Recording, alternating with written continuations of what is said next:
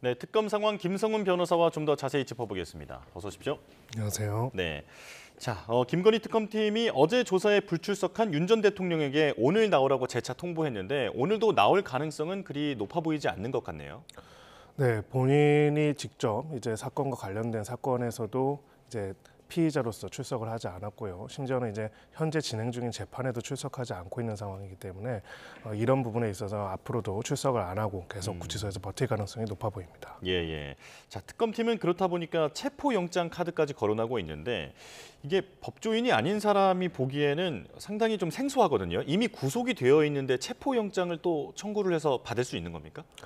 네, 실제로 사례가 있습니다. 과거에 벌써 한 7년 되긴 했는데요. 드루킹 사건에서 드루킹 씨가 이제 구속된 상태에서 계속 조사를 거부하고 구치소 접견도 거부하자 별도로 체포영장을 발부받아가지고 체포영장을 집행해서 이제 데리고 와서 조사를 했던 사례가 있고요. 예. 결국 이제 구속이라는 거는 도주 및 증거인멸의 우려가 있는 피의자에 대해서 혹은 피고인에 대해서 신병을 확보한 상태를 유지하기 위한 거라면은 구속 자체만으로 이제 소위 조사를 하기 위한 인치를 바로 하기가 어려운 부분들도 있기 때문에 이런 식으로 이제 조사를 거부하는 경우에는 별도 체포영장을 발부받아가지고 집행해서 인치 좀 데려와가지고 거기에 따라서 조사를 하는 사례들이 있습니다. 예. 그런데 내란 특검만 하더라도 지금 윤석열 전 대통령을 이제 소환 조사를 하려고 할 때마다 지금 이제 서울구치소 측에다가 이제 직접 인치를 얘기를 하고 있는데 난색을 표했다는 건 아니겠습니까? 그렇다면 만약 체포영장이 나오게 되면 이번엔 특검의 수사관들이 직접 가서 데리고 오는 겁니까? 네, 그렇습니다. 구치소에서 이제 구속된 피의자나 피의자에 대한 기본적인 어떤 신병을 확보하거나 신병을 관리하는 거는 하지만은 조사에 필요하도록 이제 강제로 데리고 나와서 조사 기관까지 이제 인도하는 이런 부분들에 있어서는 제한적인 부분들이 있기 때문에 이것은 수사기관의 수사관들이 관련된 영장을 발부받아 가지고 강제로 이제 강제 구인 인치를 진행할 가능성이 높습니다. 예. 자, 윤 전 대통령은 지금 구속 이후에 구속 적부심을 제외한 모든 법적 절차에 응하지 않고 있는데 왜 그렇다고 보십니까?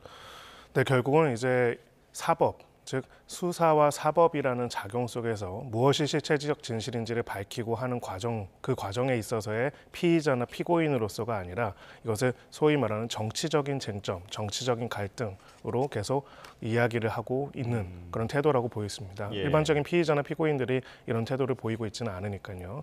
그런 부분에 있어가지고는 계속적으로 이런 식으로 출석과 재판 출석과 그다음에 조사 출석을 거부함으로써 일체의 조사와 재판 자체를 거부하는 그런 모양을 계속 보이고 있다 이렇게 봅니다. 예. 사실 검찰총장까지 지낸 형사법 전문가이기 때문에 지금 이렇게 나오는 것이 어떤 실익을 생각하고 이런 전략을 펼치는 게 아니냐라고 하는 궁금증도 있는데 어떻게 보십니까?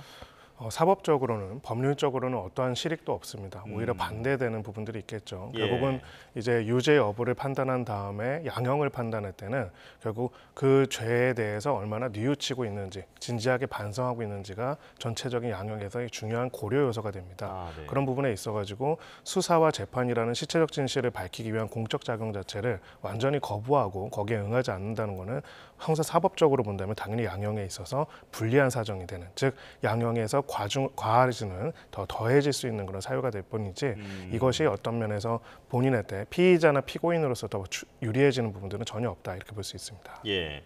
내란 특검과 마찬가지로 김건희 특검 역시 윤석열 전 대통령에 대한 방문 조사에는 선을 긋고 있습니다. 이건 왜 그런 겁니까? 네, 마찬가지로 이제 방문해서 조사한다는 것 자체가 굉장히 특혜로 보일 수 있다는 부분들이 때문이죠. 네. 결국은 그 민주공화국의 기본 원칙상 모든 수사, 모든 재판에 있어 가지고는 모든 국민들이 평등하게 대하고 거기에 따라서 역할들을 해야 한다고 볼 수가 있습니다.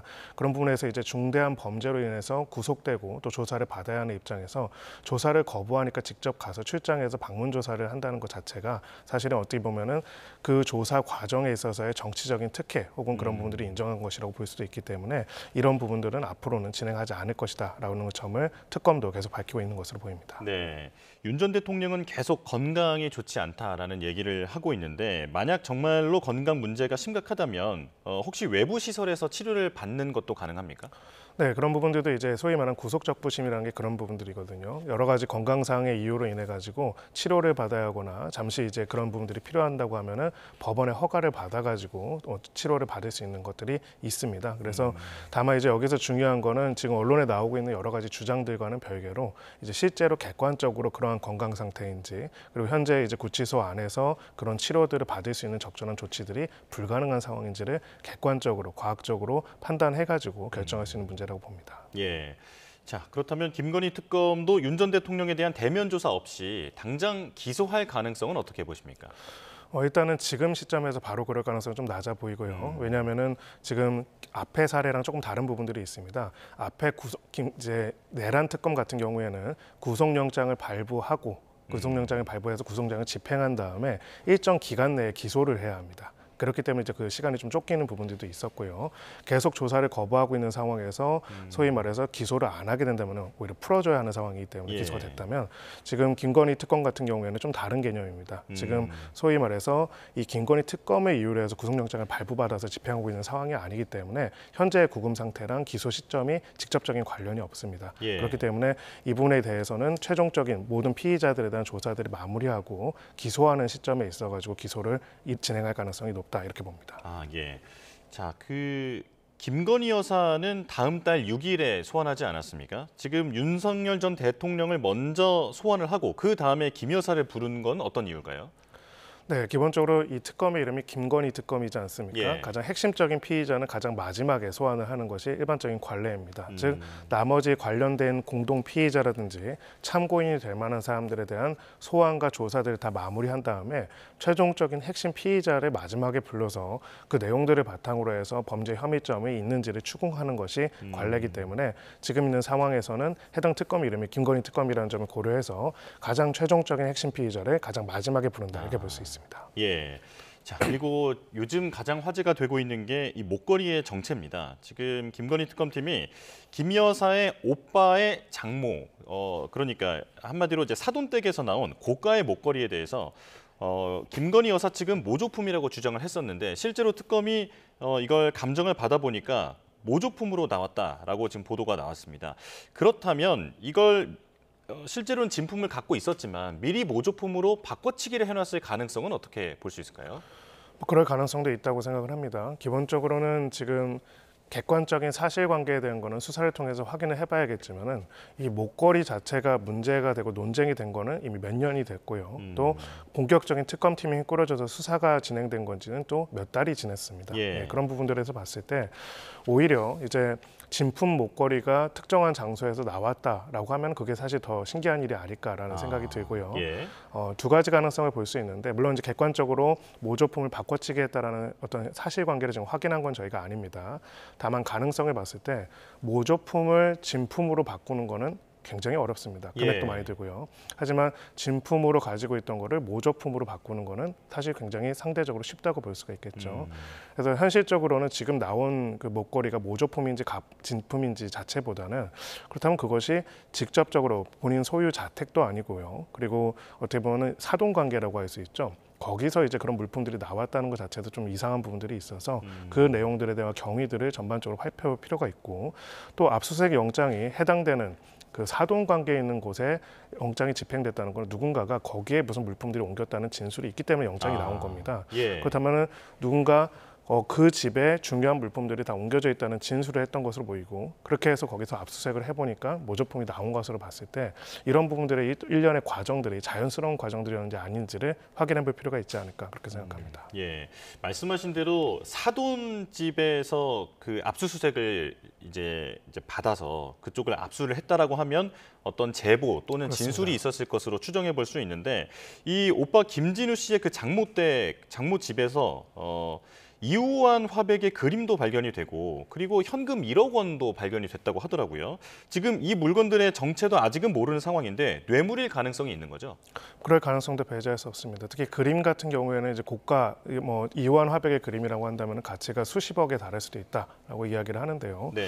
기본적으로 이제 저 물품들이 저쪽에 옮겨간 경위도 확인해볼 필요가 있고요. 아까 말씀드렸다시피 검찰에서 특검에서 압수수색을 하고 싶다고 해가지고 핵심 피의자의 사돈 댁까지 이제 압수를 할 수 있는 건 아닙니다. 영장을 청구하고 영장이 발부돼야 되는 건데 그럼 법원에서 영장을 발부했다는 거는 나름 해당 장소에 대한 압수와 수색을 할 필요성이 있다는 걸 인정을 했다는 것인데요. 예. 그런 부분에서는 아마 이 과정에서 일부 조사 과정에서 중요한 물품들이 사돈댁으로 건너간 일정한 시점과 그것을 실행한 사람들의 진술 관련된 부분들이 나왔을 가능성이 있습니다. 그렇다면은 해당되는 물품과 관련돼서는 결국은 왜 저것이 저렇게 사돈댁에 옮겨져 가 있는지 그리고 그렇게 옮겨간 시기가 어떻게 되어 있는지 그런 부분들을 확인할 필요가 있겠고 그 마지막으로는 결국은 이제 그 부분들을 누가 줬는지에 대한 부분까지 확인하게 된다면은 직무상 청탁의 대가로서 주어진 뇌물이 옮겨진 것인지에 대한 내용이 확인될 수 있을 것이다 이렇게 봅니다. 예, 그 목걸이나 이런 것 말고도 그림이라든지 다른 물건에 대해서도 어떤 결정적인 제보나 진술이 나올 가능성도 있어 보인다. 자, 이렇게 정리할 수 있을 것 같고요. 자, 지금 김건희 여사 소환이 지금 일주일 정도 남은 상황인데 여러 의혹을 동시다발적으로 보고 있지 않습니까? 주가 조작도 있고 그리고 공천 개입도 있고 이런 지금 사건들의 실체가 조금씩 드러나고 있다. 이렇게 보면 될까요? 네, 지금 일단은 주가 조작 같은 경우에는 도이치모터스 주가 조작 사건 과거에 있었고요. 도이치모터스 주가 조작은 주가 조작이 있었다라는 것들은 확인이 됐습니다. 네. 이제 여기에 관련돼서 이제 김건희 여사 관련이 있는지 부분이 이제 핵심적인 나머지 수사 쟁점이라고 볼 수가 있고요. 지금 삼부토건 같은 경우에는 지금 삼부토건 관련돼서도 핵심적인 피의자들에 대한 구속영장이 발부가 된 상황입니다. 한 명 이제 도주하기도 했고요. 그렇다면은 이 부분에 있어서도 어떤 연관성이 있는지가 상당히 많은 수사가 진행되는 것을 보입니다.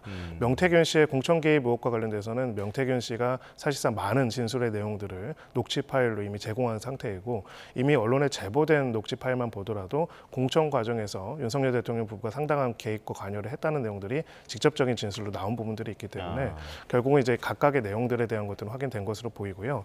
오히려 이제 가장 핵심적으로 지금까지 수사가 만약 미진했던 부분들은 소위 말해서 건진법사라고 불리는 전성배 씨와 관련된 여러 가지 로비 그리고 그 로비와 관련된 금품의 전달과 그것이 수수가 어떻게 되는지에 대한 의혹이라고 보여집니다. 통일교 전 간부인 윤모 씨는 확실하게 구체적으로 고가의 선물들을 계속적으로 뇌물로 제공했다라는 제보를 했고 진술을 했고 이 과정에서 전성배 씨는 이거는 자신이 잃어버렸다라고 이야기를 하는데 뇌물이라는 거는 어떤 청탁의 대가로서 주는 것이기 때문에 그런 부분들을 준다고 했다면은 거기에 대해서 그것이 실제로 전달이 됐는지 어떤 효용이 있는지를 뇌물 청탁한 소위 말해서 증례자는 반드시 확인을 하게 됩니다. 예. 그것도 이제 개인의 돈도 아니고 자신이 속한 집단의 자금을 했다면요. 그리고 무엇보다도 현금이라든지 이렇게 보이지 않는 것이 아니라 보이는 어쩌면 외부적으로 드러날 수 있는 부분들을 뇌물로 줬다는 부분들에 있어서는 이 과정에서 지금 윤모 씨에 대한 구속영장이 곧 발부될 것으로 보이는데 이 과정에서의 진술과 구체적인 내용에 대한 확인이 앞으로의 혐의점 입증에서 굉장히 중요한 요소가 될 것이다 이렇게 봅니다. 예, 자 이것도 좀 짧게 보겠습니다. 윤석열 전 대통령을 상대로 정신적 그 피해를 봤다면서 시민 104명이 손해배상을 청구를 했는데 이게 법원이 1인당 10만 원씩 배상해라 이렇게 판단했습니다. 그런데 윤 전 대통령 측이 항소했다면서요? 네, 그렇습니다. 법원은 결국은 이제 이 비상계엄 사태로 인해 가지고 시민들이 느꼈을 원고들이 느꼈을 공포감, 당혹감, 불안감 여러 가지 부분들을 충분히 고려했을 때 개인당 10만 원 정도 이제 위자료를 청구했는데 그 부분은 충분히 인정된다라는 판결을 내렸고요. 거기에 이제 불복해서 항소한 그런 상황입니다. 사실 뭐 경제적 피해로 보자면은 지난 상반기 동안 우리나라 경제가 마이너스 성장을 했고요. 실제로 이제 이런 비상계엄 사태 전후에 가지고 글로벌 국제적인 계약에서 이제 파기가 되거나 그런 사례도 굉장히 많이 있습니다. 예. 개별적인 경제적 손해는 굉장히 크겠지만 일단은 법원은 그걸 떠나서라도 국민 입장에서 아직도 이제 우리가 헌법재판소 결정문에 이런 내용이 나와 있죠. 대한 국민의 신임을 중대하게 배반하였다라는 부분에 있어가지고는 많은 국민들이 느꼈을 고통에 대해서 민사적 손해배상을 인정했다는 점에서 의미가 있고요. 다만 항소로 다투기 때문에 이 부분에 대해서는 고등법원에서 다시 한번 다투어질 것이다 이렇게 보여집니다. 네, 알겠습니다. 자 여기까지 말씀 듣겠습니다. 김성훈 변호사와 함께했습니다. 고맙습니다.